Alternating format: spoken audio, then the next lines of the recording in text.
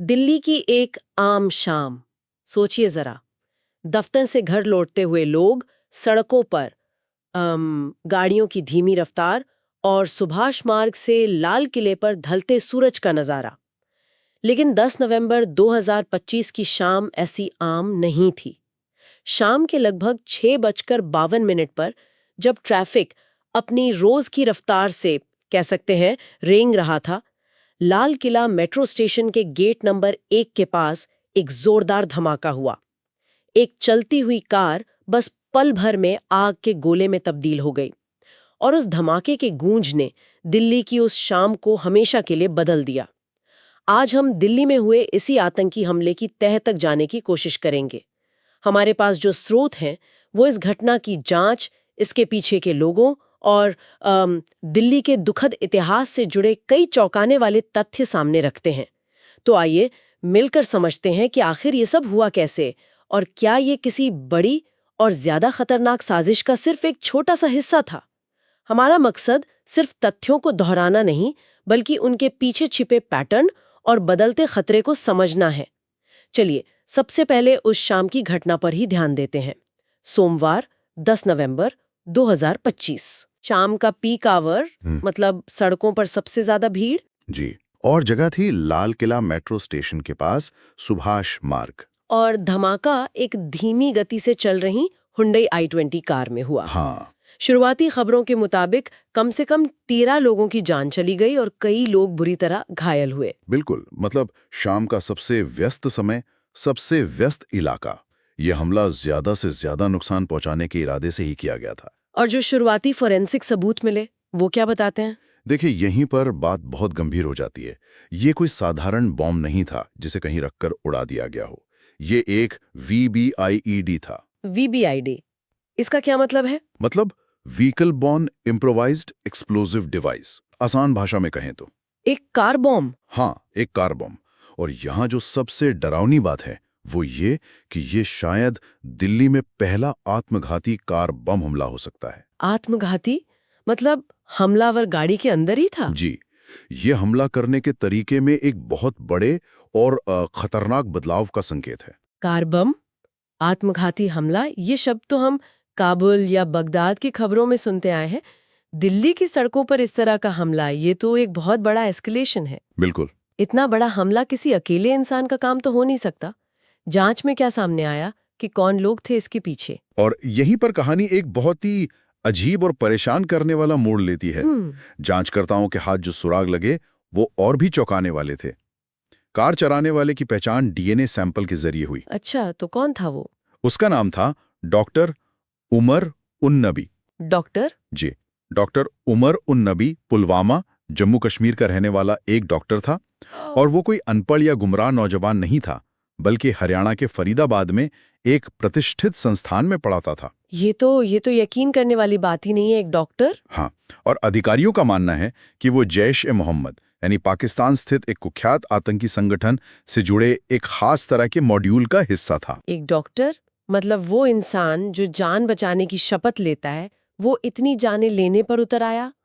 ये बात तो हजम ही नहीं होती। सही कह रही हैं आप। ये किस तरह का मॉड्यूल था जो एक पढ़े लिखे डॉक्टर को इस रास्ते पे ले गया? जांच एजेंसियां इसे व्हाइट कॉलर टेरर मॉड्यूल कह रही हैं। White collar terror module? हाँ, और ये नाम ही इसकी खामियों को बताता है। अगर हम इसे बड़ी तस्वीर से जोड़कर देखें तो ये सामान्य आतंकी गुटों से बिल्कुल अलग है। इस मॉड्यूल में कोई एक तरह के लोग नहीं थे, बल्कि कई पढ़े लिखे अच्छे घरों के पेशेवर लोग शामिल थे। जैसे डॉक्टर उमर के अलावा NCR क्षेत्र से 2 और डॉक्टरों को गिरफ्तार किया गया, डॉक्टर मुजम्मिल गिनई और डॉक्टर अदील अहमद राठेर। मतलब ये एक अकेला मामला नहीं था? नहीं, बिल्कुल नहीं। ये एक बहुत ही परेशान करने वाला पैटर्न है। ये तो बहुत ही डरावनी बात है।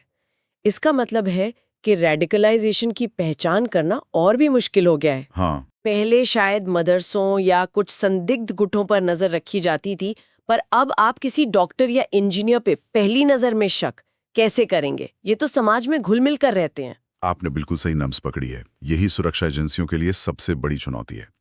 ये लोग रडार के नीचे काम करते हैं। इनका कोई पुराना क्रिमिनल रिकॉर्ड नहीं होता। ये देखने में आम नागरिक लगते हैं। ये दिखाता है कि कट्टरपंथ की पहुंच कितनी गहरी हो सकती है, कि वो समाज के उस तबके में भी अपनी जगह बना रहा है जिससे हम उम्मीद करते हैं कि वो तार्किक और समझदार होगा। और ये तो सिर्फ एक हिस्सा था, है ना? जैसा कि आपने कहा, ये सिर्फ एक कार बॉम्ब की घटना नहीं थी। जांच में तो एक और भी बड़ी और भी ज्यादा खौफनाक साजिश का पर्दाफाश हुआ। जी धमाके से ठीक एक दिन पहले फरीदाबाद में एक घर पर छापा पड़ा था। हाँ, और उस छापे ने इस पूरी साजिश के स्केल को सामने ला दिया। उस घर से भारी मात्रा में बम बनाने की सामग्री बरामद हुई थी। क्या मिला था वहां? उसमें एनपीके फर्टिलाइजर भी शामिल था, जो कि खेती में इस्तेमाल होने वाला एक आम खाद है, लेकिन जिससे थोड़ी बहुत जानकारी के साथ एक ताकतवर विस्फोटक में बदला जा सकता है। बिल्कुल। और इसके साथ ही हथियार और कई इलेक्ट्रॉनिक टाइमर भी मिले। ये साफ था कि ये किसी एक हमले की तैयारी नहीं थी। मैंने रिपोर्ट्स में पढ़ा कि जांचकर्ताओं का मानना है कि साजिश कई शहरों में सिलसिलेवार धमाकों के लिए 32 गाड़ियों को कार बॉम्ब में तब्दील करने की थी। 32 गाड़ियां, सोची जरा। और हमले के लिए संभावित तारीख 6 दिसंबर चुनी गई थी, जो बाबरी मस्जिद विध्वंस की बरसी होने के कारण एक सांकेतिक रूप से बहुत संवेदनशील दिन है। जी, ये तो साफ साफ देश में बड़े पैमाने पर सांप्रदायिक तनाव भड़काने की कोशिश थी। बिल्कुल। तो फिर एक सवाल उठता है, अगर इतनी बड़ी तैयारी थी, तो फिर 10 नवंबर को लाल किले के पास ये अकेला धमाका क्यों हुआ? हाँ, ये एक महत्वपूर्ण सवाल है। अधिकारियों की एक थ्योरी ये है कि ये धमाका असल में समय से पहले और कह सकते हैं घबराहट में किया गया। घबराहट में? हाँ, जब पुलिस ने डॉक्टर मुजम्मिल कनई को गिरफ्तार कर लिया और फरीदाबाद के घर से विस्फोटक का जखीरा बरामद किया, तो शायद डॉक्टर उमर उन नबी को लगा कि अब वो पकड़ा जाएगा।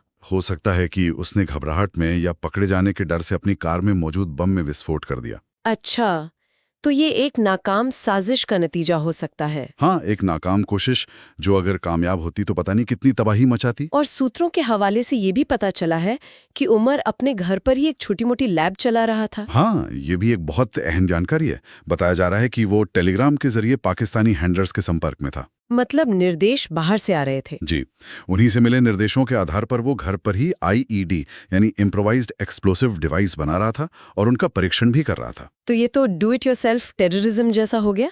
बिल्कुल, ये डीआईवाई टेररिज्म का एक क्लासिक उदाहरण है, जो सुरक्षा एजेंसियों के लिए एक बहुत बड़ी चुनौती बनता जा रहा है।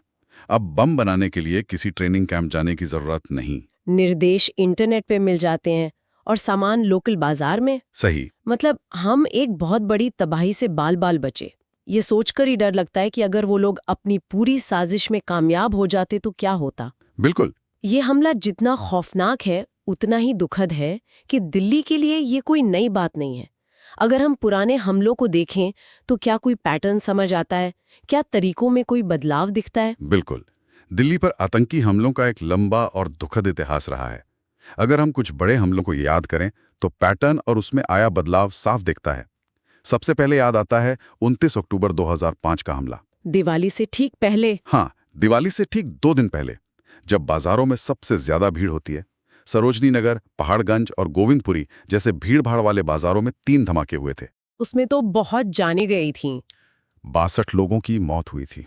ये दिल्ली के सबसे घातक हमलों में से एक था और इसका शक लश्कर-ए-तैयबा पे गया था। तो 2005 में भी निशाना आम लोग थे, बाजार थे, लेकिन तब बम बैग में या स्कूटर जैसी चीजों में रखकर छोड़े गए थे, जहां तक मुझे याद है। सही कहा। वीबीआईडी का इस्तेमाल नहीं हुआ था, तब तरीका अलग था। फिर आया 13 सितंबर 2008 का दिन। दिल्ली एक के बाद एक 5 सिलसिलेवार धमाकों से दहल गई थी। Gaffar market, Connaught Place, Greater Kailash, सब भीड़ भाड़ वाली जगह। हाँ, उन धमाकों में 30 से ज्यादा लोग मारे गए थे और शक इंडियन मुजाहिदीन पर गया था। यहाँ पैटर्न था, कई जगहों पर एक साथ छोटे-छोटे धमाके करके शहर में दहशत और अफरा तफरी का माहौल पैदा करना। यानी 2008 में कोऑर्डिनेशन और स्पीड पर जोर था। एक तरह से शहर को मनोवैज्ञानिक तौर पर बंधक बना लिया गया था। बिल्कुल। लेकिन फिर भी वो आईईडीज थे, आत्मघाती कार बम नहीं। इसके बाद 2011 में भी एक बड़ा हमला हुआ था ना? हाँ, 7 सितंबर 2011 को दिल्ली हाई कोर्ट के बाहर एक ब्रीफ केस में रखा बम फटा था। इस हमले में 15 लोगों की जान गई थी। तो यहाँ टारगेट बदला। जी, यहाँ टारगेट में एक बदलाव दिखा। अब निशाना सिर्फ आम लोगों की भीड़ नहीं, बल्कि न्याय व्यवस्था जैसी एक महत्वपूर्ण सरकारी संस्था थी। एक हार्ड टारगेट। तो अगर हम इस पूरे सफर को देखें, 2005 में बाजारों में आम लोगों को निशाना बनाया गया। 2008 में कई जगहों पर एक साथ धमाके करके दहशत फैलाई गई। 2011 में एक सरकारी इमारत को निशाना बनाया गया और अब 2025 में हम एक आत्मघाती कार बम देख रहे हैं जिसे एक पढ़ा लिखा डॉक्टर चला रहा था। ऐसा लगता है कि तरीके, इरादे और तबाही मचाने की क्षमता सब कुछ वक्त के साथ और ज्यादा खतरनाक और सोफिस्टिकेटेड होता गया है। आपने बिल्कुल सही सारांश दिया है और आज की चर्चा से यही दो मुख्य बातें सामने आती हैं। पहली, दिल्ली पर आतंकी हमलों का एक दुखद इतिहास रहा है जिसमें अक्सर आम नागरिकों को निशाना बनाया गया है ताकि खौफ का माहौल पैदा किया जा सके।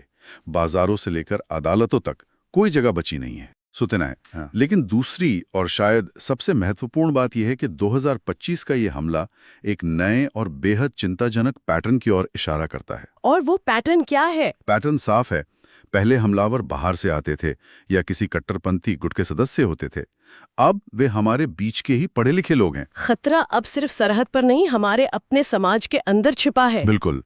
और ये आत्मघाती कार बम का तरीका ये दिखाता है कि वे अब सिर्फ डर नहीं फैलाना चाहते, बल्कि इराक या सीरिया जैसी पूरी तबाही और बर्बादी लाना चाहते हैं। ये सिर्फ एक हमला नहीं, बल्कि इरादों का एक बहुत बड़ा और खतरनाक ऐलान है। जी। इन स्रोतों से मिली जानकारी वाकई एक गहरा सवाल खड़ा करती है जिस पर सोचा जा सकता है। जब आतंकवाद का चेहरा किसी पारंपरिक छवि से हटकर किसी अनजान का नहीं बल्कि हमारे ही समाज में रहने वाले एक पढ़े लिखे पेशेवर का हो, एक डॉक्टर का हो, तो समाज में भरोसे की बुनियाद का क्या होता है? हम किस पर यकीन करें और किससे डरें? ये सवाल शायद इस पूरी घटना का सबसे परेशान करने वाला पहलू है।